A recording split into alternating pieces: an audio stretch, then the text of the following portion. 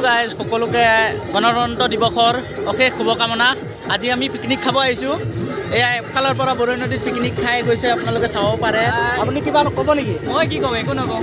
আৰু কি ক'বলগীয়া আছিলে? কেনেকুৱা লাগিছে পিকনিক খাবলৈ আহি? একদম পুৰা খুব ধুনীয়া লাগিছে। খুব ধুনীয়া লাগিছে ন?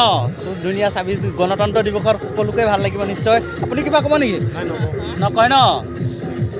এয়া খুব ধুনীয়া এটা পৰিৱেশ। আপোনালোকেও যদি আহে ইয়াত বৰৈ নদীত পিকনিক খাবলৈ আহিব।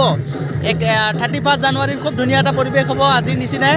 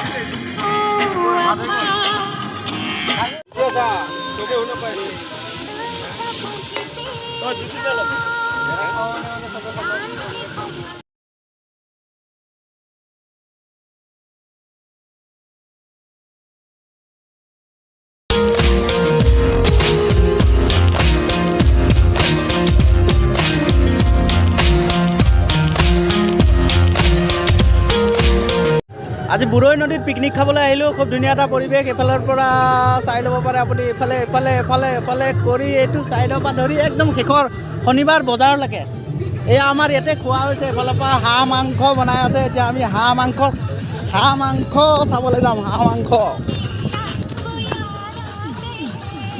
এয়া হাঁহ মাংস বনি আছে। হাঁহ মাংস তো ফাইনেলি হাঁহ মাংস খালোঁ।